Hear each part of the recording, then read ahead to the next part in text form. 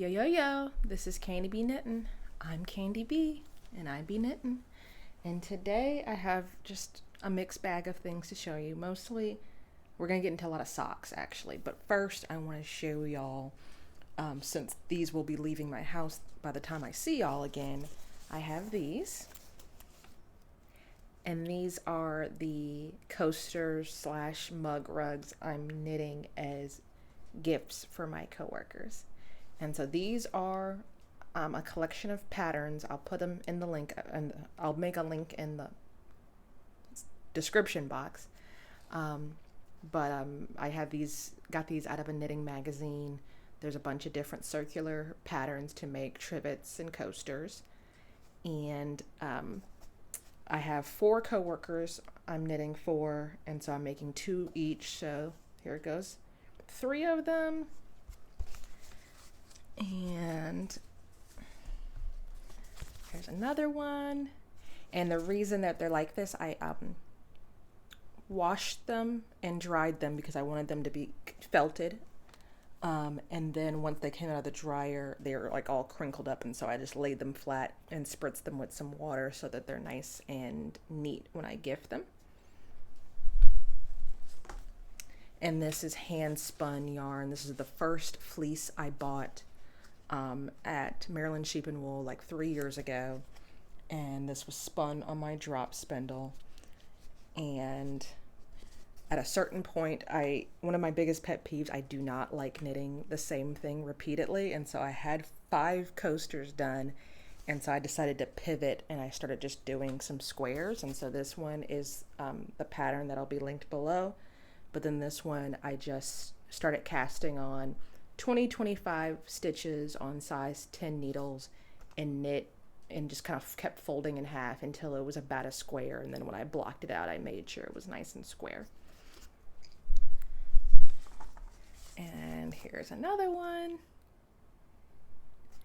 And then I played around because I had, little skeins of hand spun, and so I had like little bits left over at the end, and so then I ended up striping one of them. And from here, they're all nice and dry now. I'll unpin them, and I have some blank labels. I'll write their names on them. I'll write that they are 100% wool. That's usually what I do when I gift anything that's knitted. I'll let them know like what it's actually made out of. The reason I washed them and felted them is because, if this is a coaster, you're going to spill coffee on it, you spill drinks on it and stuff. And so I wanted to go ahead and wash them and felt them so that they were kind of at their final stage. There's nothing worse than like getting something and then washing it and it's like, oh, this looks totally different. But at this point, it looks it's nice and compact, and the fabric is where it's going to be at. And so it shouldn't shrink that much more if they do need to throw it in the wash for whatever reason. So I have these labels. I'll put their names on them, put, 100% wool. And then I pulled out a scrap ball of some green and red and white cotton yarn that I'll use as ribbon to tie the labels on, and Christmas is done for my coworkers. This is my last week at work for the until the new year, and we kind of work sometimes remotely, sometimes in the office, and so I believe this week is the last week we're all going to be together, so I want to get those out of the house. So those are done.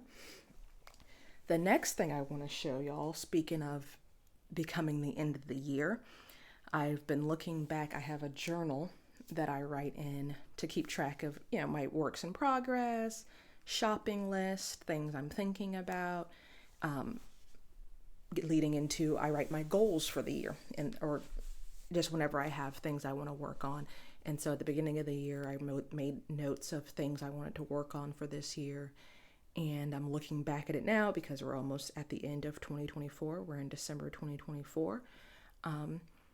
And one of my goals and one of the things I wanted to work on was mending some of my older knits. And it's something that I've put off for a very long time. And I was just like, I'm going to commit to this year. Very long story short, did not hit that goal as much as I wanted to. I stitched up a hole that Mr. Relude had in his hat, and then I have since then had a pile of things, mostly socks, that needed to be mended right here. And so what I did this week after reading that in my journal is that I've tried to figure out some kind of way to be more consistent with it. I know it's not going to get done all in one day because I put it off for so long. So I kind of settled on, I'm going to set a timer for 30 minutes a day. And I put all of the things that I want to work on, and they're, like I said, they're actually, these are all socks, into a little bin, and threw in some needle, threw in some scrap yarn, and I'm just going to get busy and every day just work a little bit on it. These are the second pair of socks I made for myself, but these are very old socks that I made for myself, and they didn't have a hole in them, but they were just getting really kind of threadbare in the ball of the foot, and I could just tell that one or two more wears I was going to have a hole. So I really wanted to reinforce that. And so I just did the mending technique I've seen in books. I went around, and this is pink yarn, so you probably can't see that well. This one's more of a contrast. I just grabbed an extra ball of Lion Brand Sakis. This is actually Lion Brand, what is that called? Lion Brand Mani Pedi. So this is even old. Is it older than Sakis? They were discontinuing this as I started to knit, and then I pivoted to Sakis once they got rid of the Mani Pedi. And the Mani Pedi came in like little 50-gram balls. And so, I just did the mending technique where you kind of create a square of weaving, and, you create a warp by just going up and down the stitches, and then you do over, under. And that's that. Hopefully this gets a little bit more wear out of my socks. Obviously they're not going to last forever, but I'm hoping that if I start to take a little bit more care of my knits, they will last a little longer. But they are socks, and I am a bit of a walker. And so I've done that. My next idea, if I wanted to do this because I wanted to practice mending, and so this doesn't look great, but I really want to get that technique down because this could apply to other types of knit. But honestly, I probably could have and should have just cut the sock off, unraveled the toe, because these are top down socks, and just re-knitted the whole toe with fresh yarn. But the top is completely structurally sound. It was just this one area that was really beat up. And so, I probably could have just unraveled the whole thing, cut out the yarn that was super weak, and then re-knit it with some fresher yarn. And that's probably what I'll do if I wear through this patch here. That's probably what I'll do next. And the heel and the cuff are still in pretty decent shape. But I figured the whole sock wasn't doing me any good just sitting around and not wearing them, because I didn't want to wear them down even further. Then the other thing I have in here, actually, now that I'm talking to y'all, it's really not that big of a deal of stuff, but I think I have other things around the craft room that need to go into this bin. But these socks, this is going to be probably a really quick, this took me, I still have to weave in some ends on these, but these probably took me about an hour to do each of these. So 2 30-minute sessions, and then weaving in the ends takes a bit of time. These I just feel super silly. These are some, what is this? This is Haynes House yarn mixed with Queen's Yarn Boutique, and was, really nice indie dyed yarn that I got and made a little knitting treat for myself. But you can see that they're striped, and I knit them, striped them, wore them, washed them, and then they came out of the wash one day, and I looked at them and I was like, oh, I have all these ends I need to cut off. Cut the ends, and then as I was cutting the ends, I realized, crap, I did not weave in my ends. And so literally I just have like these little bits of yarn tails hanging out. So these socks have the potential to unravel if I wear them. And so what I'm going to do is do a duplicate stitch with a nice long yarn piece of this, a nice long piece of this yarn, which I have in this bin. Got a little bit of this and a little bit of this, and I'm going to duplicate stitch over that, the end of the stripes, and tuck in those ends, and hopefully will protect the structural integrity of these socks. But I really like these socks a lot, and they've worn pretty well, but just a goofy mistake, and I really was so angry at myself. I put them away for a very long time because I just was like, "Arr." Then I've got these socks. This sock is fine. This sock, another kicking myself in the butt mistake. Knitting yarn 101. I had these socks, wore them a few times, threw them in a corner, and now I think someone or something took a bite out of crime on my sock. And so, yeah, never store your knits dirty. Keep them clean. Don't have them balled up.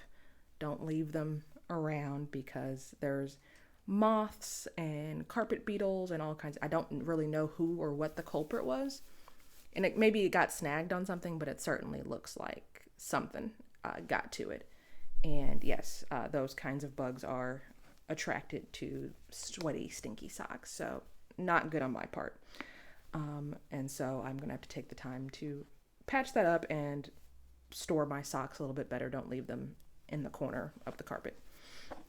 So that's this box. Oh, and then the last thing I have in here.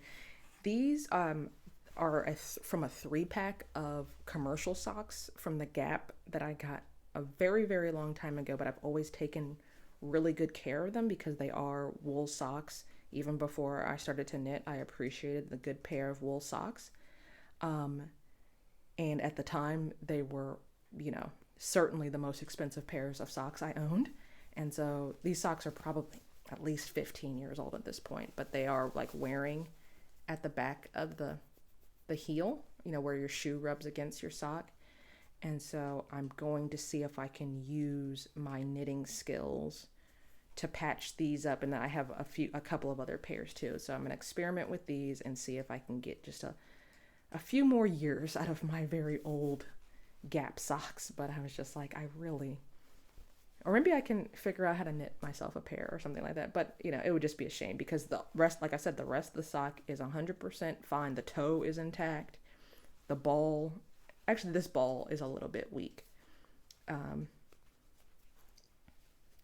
So maybe I'll reinforce the ball of the foot well, but it's just the back of the heel and the ball of the foot. But the cuff is still fine and everything. And if I can do that, then that would be great because I really do adore these socks, and they are, by now I've gotten my money's worth out of them, but just psychologically going back to that state in my head where I bought myself just a nice little treat, I would like them to last a little bit longer. Then I want to show y'all, I'm actually going quite quicker than I thought I was going to. I am working on another pair of socks. These were like my experiment socks with doing 64 stitches. And so this is just some Lion brand sockies that I had extra scraps of around. So this is one colorway, this is another colorway. So they're not the most attractive thing in the world, but I just really wanted a low stakes way of practicing and my attention and seeing like what my gauge is. I tried these on Mr. Rulu. They technically fit his foot, and maybe with washing and blocking they would fit a little bit better, but I just was not happy with the way the fabric was like stretching over his foot. And so I made this into a sock for myself. And so this is a finished sock, top down, 2 inches of 2x2 rib. And also the fact that it's smaller circumference, the smaller the circumference, the more it has to stretch sideways. And so the sock was even shorter than he would have wanted. And so if I'm going to knit his socks at a smaller circumference, I need to knit them that much longer so when they stretch, they're the proper length. But yeah, 2x2 rib, 64 stitch, a leg, German short row heel. That was the other thing too. My German short row heel was a bit holy, and that was being that's a hard word. It was being it looked worse on his foot, basically. And I probably will go in and duplicate stitch around the heel just to reinforce that. Knit the foot to the top of my little toe, and then decrease to 12 stitches and grafted the toe. And I literally have just started. I actually got this from a yarn swap. Someone was practicing their sewing, and this is like just a little pouch for DPNs. And I'm this far along with my second sock. And that's that. So my next project I want to show y'all is living in this super fancy project box. So this is, for those of you who are as excited as I am, I don't know who, like, let me know, like literally in the comments, let me know. Was anyone like, oh my goodness, Lion Brand Felicini, that's my favorite thing in the entire universe. So very long story short, not Lion Brand, Knit Picks, messed up my own joke. Knit Picks has their banner sock yarn, which was Felici, and it has like these nice thick stripes on them. For some reason, I still have not figured it out. Please let me know if you asked for this. But they discontinued the Felici and put out this Felicini yarn where they did like short stripes. And I'm just like, that's not what the people wanted. And so we're probably like a year later at this point. They finally brought back Felici, and I had to partake just in case, the sense of false scarcity that, oh my God, what if they discontinue it again? They brought it back, and they had their big wool sale that they have during the fall, and everything was, I want to say like 20 to, they had all kinds of different sales going on, but because the Felici had just come back, the Felici was not on sale. And then a little birdie told me, hey, Black Friday, everything on the website is going to be 20 to 30% off. And so I waited till Black Friday, which is the day after Thanksgiving in America, where a bunch of stuff goes on sale. And they were sold out of a lot of the colors or a few of the colors that I wanted, but I literally just went in and bought 2 balls of every single color that they had left, so that I could have some in stash just in case. And I really do. It's just super soft.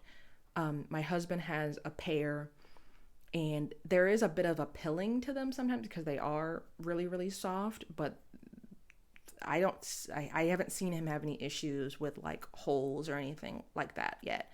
And he wears his knitted socks all the time. So this came, and literally I had to immediately cast a pair on.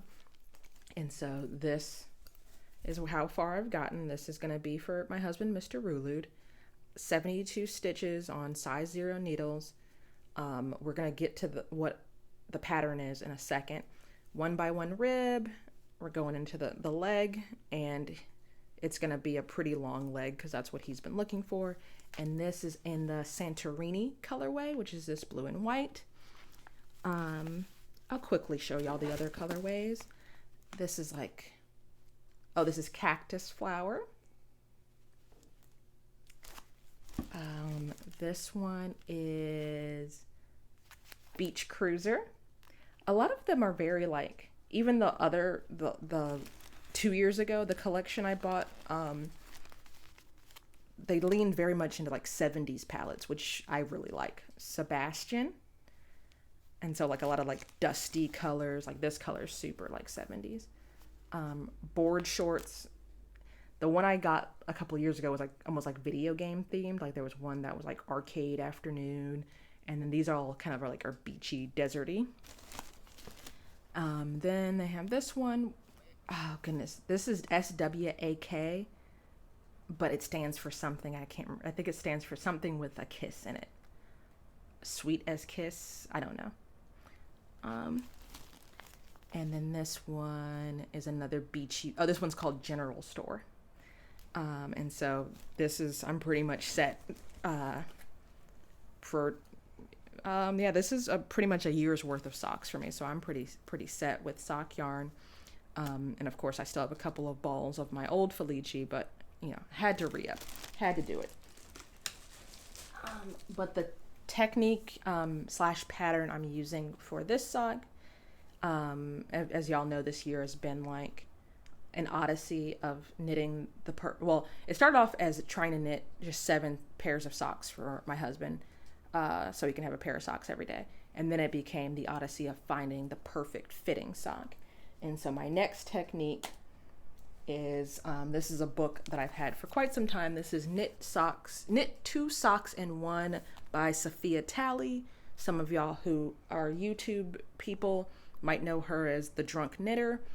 And this book has a soft place in my heart because she was one of the first YouTubers I actually started watching when I started to get into yarn and knitting. And I just kind of bought this book because I like her as a presenter, and I like to knit socks. I'm not let me back up a little bit. The Knit 2 Socks in 1, in this book, she talks about like a technique for what some people would call afterthought heels. These are technically forethought heels, because I don't know if you can see the cover, but she gives you measurements in the book of exactly where to put waste yarn into the sock, so that when you're done knitting this long tube, you can go in and cut out the waste yarn and pick up stitches and knit your toes and your cuffs and your heels, toes, and or cuffs onto your sock. And like I said, I got the book just because I think she's cool and I like books. And I really didn't think much about it because the marketing behind knitting forethought or afterthought heels is that a lot of people have what they call second sock syndrome, where you knit one sock and then you put off knitting the second sock, and it's just like an extra hurdle to knitting socks, because it's like, oh, I've just knit one sock, I gotta do 2 to have a finished object. I actually have the opposite issue, where the first sock is kind of difficult for me, but then once I get to the second sock, I just repeat what I did the first time, and usually the second sock goes by really quick. And so I used the technique like one time, and I was really like, this doesn't really do it for me, because I feel like I could have just, it's nothing for me to stop knitting and knit a heel really quick and then keep knitting the sock. But the thing about this book is she's got really great tables in here of what your gauge is, because this technique, she's teaching this technique for any gauge, any size, any type of sock. And so she has a chart in there that says, okay, if you are getting this many stitches per inch and you are knitting for a toddler, or you're knitting for a size 9 women's shoe or a size 12 men's shoe, this is how many stitches you cast on, this is the technique you need to use. And as I've told y'all many times before, my gauge has changed over the years, and so I actually took a pair of Mr. Rulud's socks that he's worn and washed a bunch of times just to make sure I'm getting like the final gauge, and then I used this book to match up how many stitches I needed to cast on. And so I'm just following her technique exactly, and seeing how that works for me. And according to her technique and her measurements in this book, we're landing at a 70 stitch sock, and we'll see. Probably won't do that, even if this works, I probably won't do that all the time, because 70 stitches leaves you at, you're pretty much boxed into like the 1x1 rib. I mean, you could obviously do an odd number of ribbing, but I like my ribbing to be symmetrical. And so I'm doing a 70 stitch circumference, and I'm going to knit this to 6.5 inches. Then she tells you, how to put in a lifeline or a piece of waste yarn. Then you knit the body of the sock to a certain, I'm just going to follow all of her measurements and just see how it works out. And then The only difference in her technique is she has you knit a cuff, knit a leg, knit a foot, and then you start the next sock with the leg and then the bottom, and then you make a toe. And what I did the first time I followed her method in the book, my reading comprehension was off that day. And so I created a mirror. And so I started with a cuff, went into the leg, went into the foot, then started another foot, knitted a leg, and then knitted a cuff, which I actually like better because then once I separated them, all I need to do was 2 heels and 2 toes instead of doing like 1 cuff and 1 heel, no, 1 cuff, 2 heels, 1 toe, which if you're familiar with knitting afterthought or forethought heels, the toe and the heel are the exact same technique. And so I got to just do the same thing 4 times in a row, which I felt was more efficient for me. So I'll probably continue to do it that way. It's a really great book. I like the technique in it. There's other reasons to knit forethought heels. You know, if you have, I don't know, there's like a horseshoe cable pattern on the front. So if you have patterning and you don't want to interrupt it, or you're working with a self-striping yarn and you don't want that weird block of color on the toe, there's all kinds of other reasons why you would do them with the afterthought or forethought heel. And so it is a good book for that. There are some people who are super duper confident and can just do their measurements and just literally cut into their knitting. I'm not there yet. So this one just kind of holds your hand through that process. And also she's got a pair of socks in here without the toes and without the heel. And so, like yoga socks basically. So you always had that option of just not doing the heels and the cuffs, or the heels and the toes. I don't know why I always mix up the cuffs and the toes and the heel part. And then she's got all kinds of gauges. And then she's got like just chatting about picking out the yarn and, you know, all the other front matter that you would expect from a decent knitting book. And so getting into this, and then once you know the technique, you know, obviously you can do your own measurements and things like that. So that's that. The second to last thing, I just wanted to give you all a quick update on this little guy here. This is my stripy tee. This is my hand spun sweater. Since the last time y'all saw this, I have seamed the whole thing. And now I have the bottom on waist yarn. And so I need to pick up and do the bottom ribbing.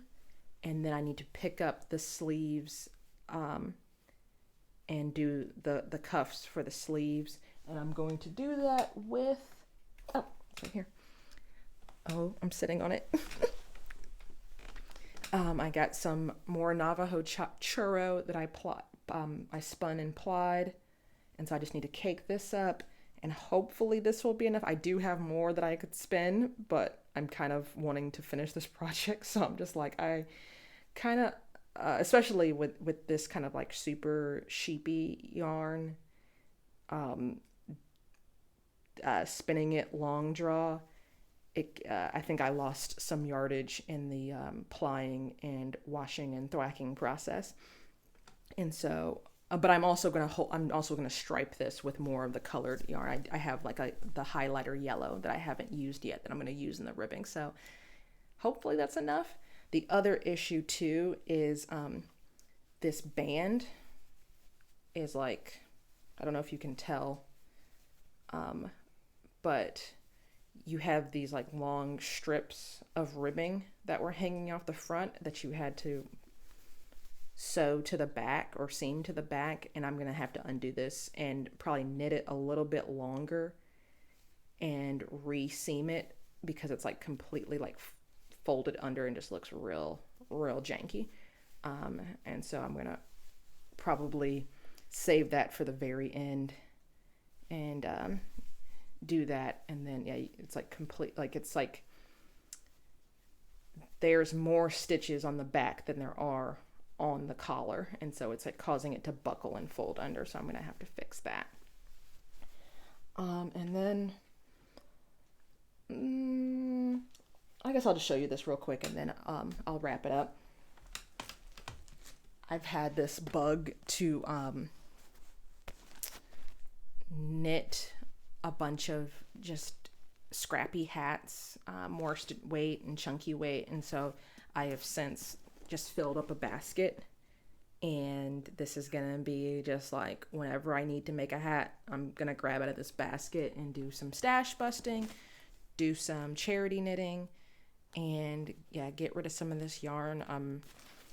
And I've just been like really just blowing through these hats, and there's no shortage of people who need warm things to wear, so we got it's some chunky weight wool, some 4-weight acrylic, some just scraps, and it's just gonna be a good time. And yeah, just throw it in my bag whenever we're out and about in the world. So I'm gonna leave it there. Hopefully I wasn't too scatterbrained. I feel like I was like kind of all over the place. Once again, I'm Candy B. I be knittin'. You can email me candibknittin@gmail.com. You can follow me at Rulude on Instagram. You can buy me a coffee on Ko-fi. I'm at Rulude on there. Like, subscribe, share with a friend, share with an enemy. And until next time, peace.